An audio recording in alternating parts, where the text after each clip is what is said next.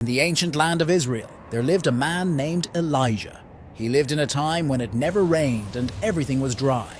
Rivers dried up, crops withered, and the earth cracked under the scorching sun. People were worried, but Elijah believed that God would help them.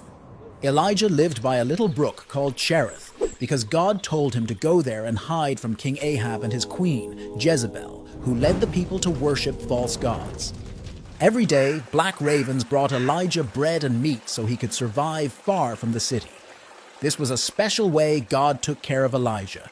But soon the brook dried up too, so God sent Elijah to a town called Zarephath.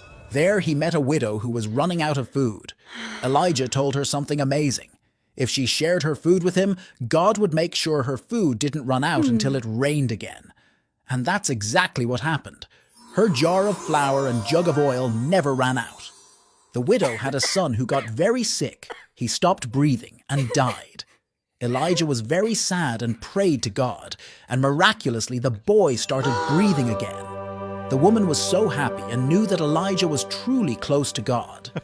One day, God told Elijah to confront King Ahab and challenge him to a test to prove whose God is real. He went to a place called Mount Carmel to show the people who the real God was. He challenged the prophets of a false god, Baal. They both would sacrifice a bull on an altar, but they wouldn't start the fire themselves. Instead, they would ask their gods to do it. The prophets of Baal tried all day, but nothing happened. Then it was Elijah's turn. He repaired the altar of God that had been broken, placed his sacrifice upon it, and even poured water over it. He prayed, and suddenly fire came down from the sky and burned up his sacrifice. Everyone was amazed and realized that Elijah's God was the real God. After this, Elijah prayed for rain on top of Mount Carmel. A tiny cloud grew bigger and bigger. Then it started to rain. Everyone was so relieved and happy. After Elijah made it rain, Queen Jezebel got really angry. Elijah was scared, so he ran away into the wilderness. While Elijah was hiding and feeling really alone, something amazing happened. God spoke to him. God told Elijah that he wasn't alone. There were lots of other people who now believed in God.